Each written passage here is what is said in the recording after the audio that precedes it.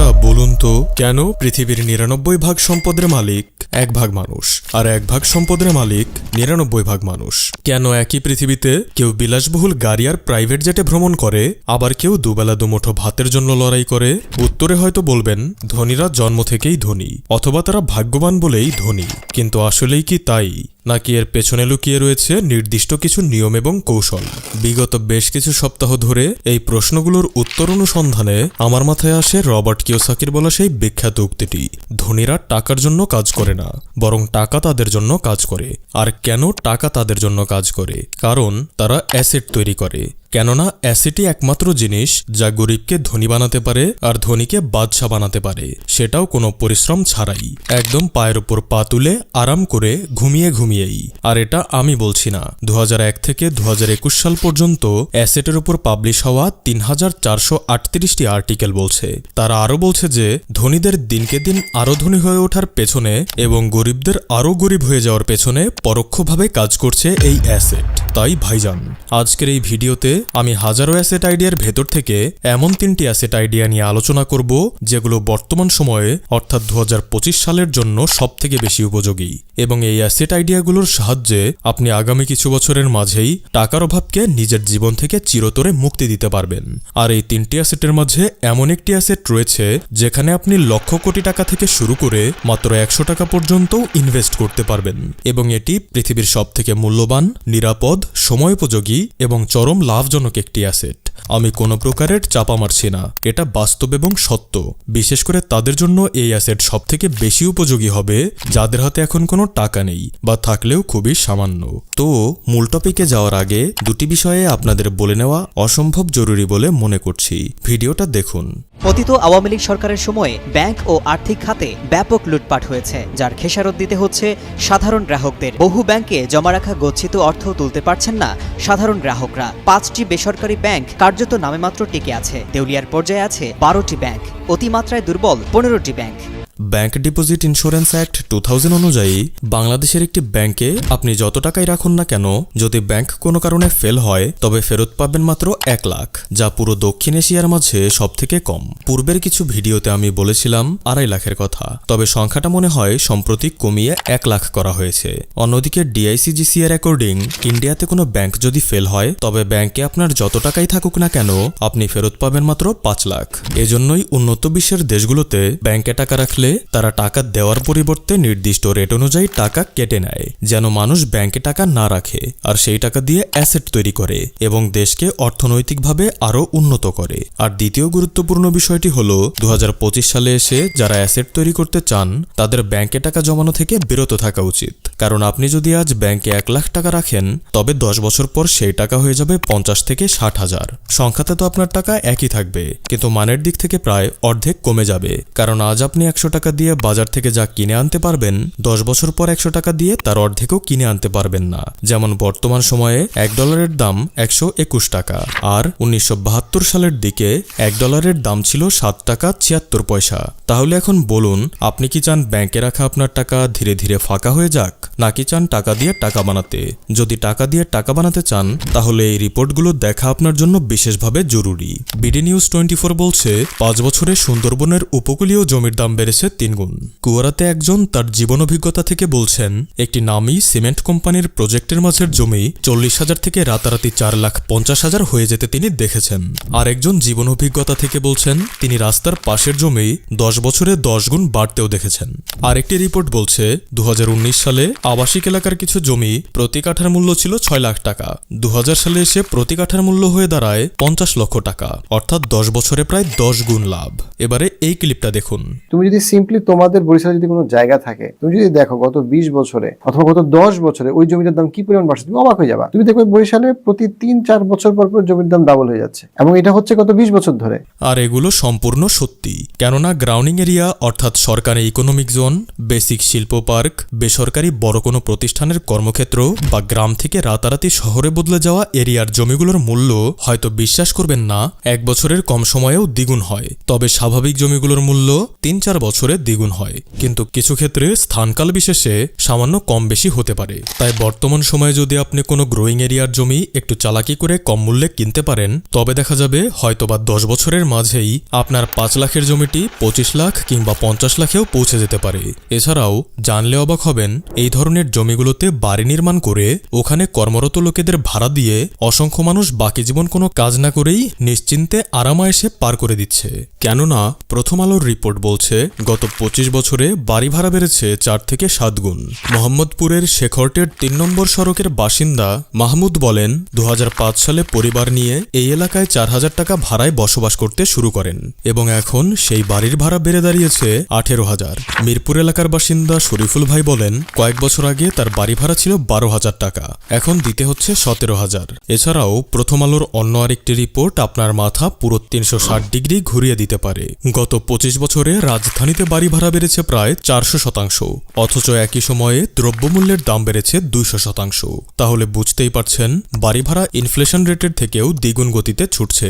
বাংলাদেশের প্রথম প্রধানমন্ত্রী তাজউদ্দিন আহমেদের ছেলে সোহেল তাজ বলেন, আমাদের তো ওরকম কোনো সয় সম্পত্তি ছিল না, আমার বাবা তো কিছু রেখে যায়নি। আমাদের এই বাড়িটা একতলা ছিল, তো আমার বাবা 1960 সালে একটা হাউস বিল্ডিং থেকে লোন নিলেন বাসাটা দোতলা করার জন্য। তো আমার মা বললেন যে তুমি এত লোন নিচ্ছ, লোন নিয়ে দোতলা বাসা কি দরকার, আমরা তো একতলাই থাকতে পারি। তো উনি তখন আমার মাকে বলেছিলেন, একদিন বুঝবা কেন। তো উনি কষ্ট করে লোন নিয়ে সেই লোনে বাসাটা দোতলা করে রেখে গিয়েছিলেন।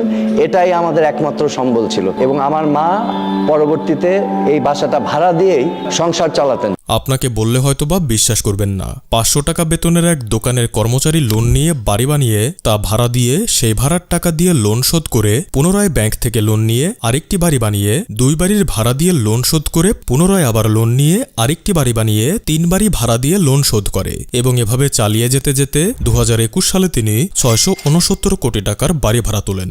ইনফ্যাক্ট তার একটি বাড়ি থেকেই ভাড়া আসে মাসে 4 কোটি টাকা। এটুকু শুনে যদি অবাক হন, তবে আমি বলবো অবাক হবার তো এটা শুরু মাত্র। তো ওই লোকটার নাম বিজয়। তাহলে একবার ঠান্ডা মাথায় চিন্তা করুন, বাংলাদেশ এবং ভারতের জমির মূল্য এবং জমির উপর তৈরি করা বাড়ি ভাড়ার মূল্য ভবিষ্যতে আরও কি পরিমাণ বাড়তে চলেছে। তাই আপনার ব্যাংকে পড়ে পড়ে নষ্ট হওয়া ওই 5 লাখ টাকা দিয়েও জমি কেনা হতে পারে বর্তমান সময়ের সবথেকে সেরা সিদ্ধান্ত। আমার কাছে যেটা মনে হয় সেটা হচ্ছে, চক্ষু বন্ধ করে প্রথম ইনভেস্টমেন্ট সাধারণভাবে সবারই হওয়া উচিত জমিতে। একদম মানে স্ট্রেট ফরওয়ার্ড। এখানে তোমার যতগুলো অপশন তুমি বললা, এই অপশনগুলোর বেশিরভাগই খুবই রিস্কি এবং তোমার ফার্স্ট ইনভেস্টমেন্ট এখানে যার কোনো দরকার নেই। পৃথিবীতে তুমি যত বড় লোক দেখো, যারা এথিক্যালি বড় লোক হয়েছে, তারা জমি কিনে বড় লোক হয়েছে। যারা অর্থনৈতিক নিরাপত্তা পাইছে সংখ্যার দিক থেকে বিশাল সংখ্যায়, তারা জমি কিনে হয়েছে। সেটা তুমি একদম গত 500 বছর বলো, তুমি আমেরিকা বলো, রাশিয়া বলো, তুমি বাংলাদেশ বলো, যত মানুষ একটা নিশ্চিত ভালো পরিমাণে অ্যাসেট বানাইছে এথিক্যালি, সেটা সে বানাইছে জমি কিনে, অন্য কিছুতে না। এখন জমি কেনার জন্য আপনার কি কি করণীয় সে সম্পর্কে বলি। এটা দুঃখজনক হলেও সত্যি ভাইজান, রিয়েল এস্টেট বিজনেসের মাঝে নামতে গেলে আপনার টাকার প্রয়োজন। এখানে আপনি 1 লাখ টাকা দিয়ে কিছুই করতে পারবেন না। তাহলে কি আপনার হাল ছেড়ে দেওয়া উচিত? অবশ্যই না। আপনার চেষ্টা করা উচিত প্রথমে মোটামুটিভাবে ঋণ বা লোন ছাড়া নিজের কাজে আরও মনোযোগী হওয়ার মাধ্যমে 5 লাখ টাকা সঞ্চয় করুন। এরপর বড় বড় শহরগুলোতে না গিয়ে গ্রামের দিকে যান এবং নিজের 2-4 জন বিশ্বস্ত বন্ধুকে একসাথে নিয়ে ভাগে একটা টিম বানান। এতে করে টাকার সমস্যার সমাধান হবে আর আপনার টিমের কাজই হবে অনেক খুঁজে সুযোগ বুঝে কম মূল্যে জমি কিনে কিছুদিন পর বেশি মূল্যে তা বিক্রি করা। আমি নিজে বর্তমানে রিয়েল এস্টেট বিজনেস করছি। আমি বলছি এটা বিজনেস নয়, টাকার খনি। আপনি নিশ্চয়ই আমেরিকার প্রেসিডেন্ট ডোনাল্ড ট্রাম্পকে চেনেন। তিনি একজন সাধারণ রিয়েল এস্টেট এজেন্ট থেকে শুরু করে আজ জমি কেনাবেচা করতে করতে কোটি কোটি ডলারের মালিক হয়ে গেছেন এবং এই রিয়েল এস্টেট বিজনেসের মাধ্যমে তিনি আমেরিকার প্রেসিডেন্ট পর্যন্ত হয়েছেন। কিন্তু ভাগে জমি কেনার ক্ষেত্রে অবশ্যই আপনাদের অনেস্ট হতে হবে, একে অপরের প্রতি বিশ্বস্ততা থাকতে হবে। ঠিক কোরবানির সময় আমরা অনেকেই যেমন ভাগে কোরবানি করি, এতে মাংস হয়তোবা কম আসে কিন্তু খুশি বহুগুণ বেড়ে যায় এবং আল্লাহর নিকট আমাদের ইবাদতটাও পূর্ণ হয়। আর রিয়েল এস্টেট বা জমি কেনা কিংবা বাড়ি ভাড়া এই বিষয়ে আপনাদের কোনো প্রশ্ন থাকলে কমেন্ট করতে পারেন, আমি উত্তর দেবার চেষ্টা করব। আর ডেসক্রিপশনে একটা ভিডিওর লিংক দিয়ে দিচ্ছি, ওই ভিডিও দেখে এই বিষয়ে আপনি আরো বিস্তারিত জানতে পারেন। আমি আশা করছি গরিবদের ধনী হওয়া এবং ধনীদের বাদশাহ হওয়ার যাত্রা এই রিয়েল এস্টেটের মাধ্যমেই পূরণ হবে। তো এটা ছিল আমার দৃষ্টিতে বর্তমান সময়ের সবথেকে লাভজনক একটি অ্যাসেট। দ্বিতীয় লাভজনক অ্যাসেটটি বলার আগে আমি আপনাদের একটি প্রশ্ন করছি, ভেবেচিন্তে উত্তর দিন। ধরুন আপনাকে কেউ 1 কোটি টাকা দিল এবং বলল এই 1 কোটিকে তোমায় 54 বছরের মাঝে 1093 কোটি বানাতে হবে, অর্থাৎ 1 কোটি থেকে বিলিয়নেয়ার। তো আপনি কি পারবেন? পারা না পারার প্রশ্ন পরে আসছে, এটা তো শুনতেই অবাস্তব মনে হচ্ছে। কিন্তু আমি যদি বলি বাইরের দেশসহ আমাদের বাংলাদেশেও বেশ কিছু মানুষ জেনে হোক বা না জেনে এই অসম্ভবকে সম্ভব করছেন, সেটাও একদম ঘুমিয়েই, কোনো প্রকার পরিশ্রম এবং কাজ না করেই। তো এরা কি এমন করছেন এবং কিভাবে করছেন সেই সম্পর্কে পরে বলছি, তার আগে এই ক্লিপটা দেখুন। This is the best investment in the world today. It's called silver. Okay. And the reason I say that is because this here is fake money. I would never work for this stuff. It's good as toilet paper. So the biggest investment today is this. This is 35 US. And I think everybody in the world can afford this today. And I tell people every day, you should buy this. No, I'll save this. You see, they don't know the difference between this is fake money, this is real money. And this here is gold. Real money, fake money. So the yen, the rupee, the dollar, the peso, all fake. এখানে বিশ্বনন্দিত বই rich dad পুর ড্যাডের other Robert Kiyosaki বলছেন টাকা, dollar, rupee, yen এসব fake, এগুলো শুধু একটা paper, ঠিক যেমন টয়লেট পেপার। আসল মানি হচ্ছে গোল্ড এবং সিলভার, এই দুটোকে তিনি গডস মানি বলে উল্লেখ করেন, কারণ এগুলো মানুষ তৈরি করতে পারে না, কিন্তু কাগজের টাকা যত খুশি তত তৈরি করা সম্ভব। অন্যদিকে প্রথম আলোর একটি রিপোর্ট বলছে স্বাধীনতা যুদ্ধের সময় সোনার ভরি ছিল 170 টাকা, আর এর 54 বছর পর বর্তমানে সোনার ভরি এসে দাঁড়িয়েছে 1,86,000, অর্থাৎ 54 বছরের দাম বেড়েছে 1093 গুণ। মানে স্বাধীনতা যুদ্ধের পর যদি আপনার বাবা 1000 টাকা স্বর্ণে ইনভেস্ট করতেন, তবে আজ সেই স্বর্ণের দাম হতো 10,93,000, আর 1 লাখ টাকা ইনভেস্ট করলে তা হতো 10,93,00,000। তাই যারা বুঝে না বুঝে ওই সময় পারিবারিক ঐতিহ্য স্বরূপ নিজেদের লকারে স্বর্ণ লক করে রেখেছিলেন, তারা আজ বিনা পরিশ্রমেই মাল্টিমিলিয়নেয়ার। অথচ আমাদের দেশের যুব সমাজ আজ 1000 টাকা থেকে শুরু করে 10 লাখ 20 লাখ পর্যন্ত শেয়ার মার্কেটে, ক্রিপ্টোকারেন্সি সহ ট্রেডিং সাইটগুলোতে ইনভেস্ট করছে, আর কিছু বছরের মাঝেই সব টাকা হারিয়ে কোটিপতি হওয়ার স্বপ্ন নিয়ে রোডপতি হয়ে যাচ্ছে। হ্যাঁ, আমি মানছি এই জায়গাগুলো থেকেও অনেকেই প্রচুর টাকা ইনকাম করছেন, কিন্তু তারা হাজারে একজন, এবং তাদের নলেজ এই বিষয়গুলোতে গড লেভেলের। তাই আমি আপনাদের যুব সমাজকে বলতে চাই, মরিচিকার পেছনে না ছুটে সঠিক জায়গায় ইনভেস্ট করুন, কেননা একটি সঠিক উদ্যোগ এবং চিন্তাধারাই পারে আপনাকে দারিদ্র্যের অভিশাপ থেকে মুক্তি দিতে। মনে রাখবেন, স্বর্ণ এবং জমি কখনোই মানুষ সৃষ্টি করতে পারে না, তাই মানুষ এগুলোর উপর কখনোই হস্তক্ষেপ কিংবা নিয়ন্ত্রণ আনতে পারে না। ফলে এসবের দাম সময়ের হাত ধরে কেবল আকাশচুম্বী হতেই থাকবে। তাই তো এই দুটি অ্যাসেট কেবল বাংলাদেশেই নয়, সমস্ত পৃথিবীর অর্থনৈতিক বাজারে চরমভাবে প্রভাব ফেলছে। তাই সঠিক সিদ্ধান্ত নিন, একটা পরিকল্পনা সাজান এবং এগিয়ে আসুন দেশ ও নিজেকে স্বাবলম্বী করার যাত্রায়। শুধুমাত্র গভর্নমেন্ট এবং ভাগ্যকে দোষ দিয়ে লাভ নেই, নিজের মেধা এবং বিচার বুদ্ধি দিয়ে কিছু করে সবাইকে নিজের অস্তিত্বের জানান দিন। আর কিভাবে স্বর্ণে ইনভেস্ট করবেন সেই সম্পর্কে একটি লম্বা ভিডিও আমি ডেসক্রিপশনে দিয়ে দিচ্ছি, সেখান থেকে দেখে এ বিষয়ে A to Z জেনে নিতে পারেন। এবারে তৃতীয় এবং সর্বশেষ লাভজনক অ্যাসেটটি বলার আগে আপনি কি বলতে পারবেন পৃথিবীর সবথেকে দামি এবং লাভজনক অ্যাসেট কোনটি?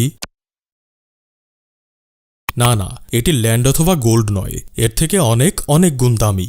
এই প্রশ্নের উত্তর হলো আপনি নিজে। নিজের কথা শুনে অনেকেই হয়তোবা অবাক হতে পারেন, কিন্তু বর্তমান সময়ের বাস্তবতা পূর্বের তুলনায় অনেক ভিন্ন। কেন বলছি তবে শুনুন। 2007 সালে ধার করা একটি মডেম দিয়ে ফ্রিল্যান্সিং শুরু করে নাজমুল। 2014 সালে দেশের বেস্ট ফ্রিল্যান্সার হন। 2019 সালে একটি প্রতিষ্ঠান খোলেন এবং সেখানে তিনি 30,000 শিক্ষার্থীকে ডিজিটাল মার্কেটিং এবং ই-কমার্স নিয়ে প্রশিক্ষণ দিয়েছেন। অন্যদিকে 17 টাকা দিয়ে চানাচুর ফেরি করে বিক্রি করা থেকে 5,000 কোটি টাকার ব্যবসা দাঁড় করিয়েছিলেন আকিজউদ্দিন।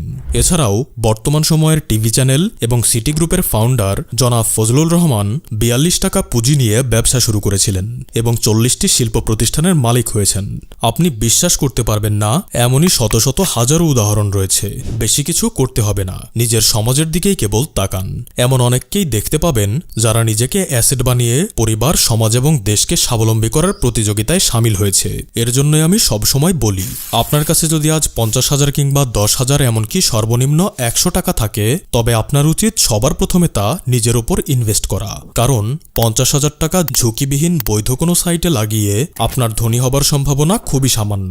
তাই এই 50,000 টাকা যদি আপনি নিজের ওপর ইনভেস্ট করেন, নিজেকে দক্ষ করে তোলেন, কাজে লাগান, তবে হতে পারে এই 50,000 টাকাই আপনাকে 5 লাখ এমনকি 5 কোটি টাকাও এনে দিতে পারে। আর তখন আপনি স্বর্ণ এবং জমির মতো অসম্ভব লাভজনক অ্যাসেটগুলোতে চোখ বন্ধ করে ইনভেস্ট করতে পারেন।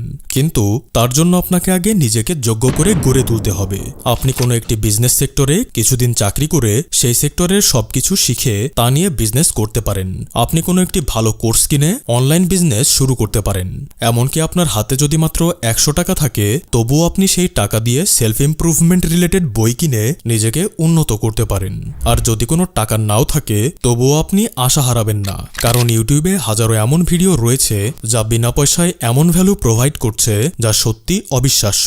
আর বর্তমান সময়ের বাস্তবতা হলো, যত বেশি শিখবেন তত বেশি টাকা আপনি ইনকাম করতে পারবেন। মানবজাতির ইতিহাসও এটাই বলছে। সেই জীবনে বড় হতে পারে যে সবার প্রথমে নিজের উপরে ইনভেস্ট করে। তাই নিজের মাথায় এটা গেঁথে নিন, প্রথমে আমি, তারপর জমি এবং স্বর্ণ। তো এটাই ছিল আমাদের আজকের আয়োজন। দেখা হচ্ছে পরবর্তী কোনো একটি ভিডিওতে। ততক্ষণ ভালো থাকবেন, সুস্থ থাকবেন আর SSS মোটিভেশনের সঙ্গেই থাকবেন। ধন্যবাদ।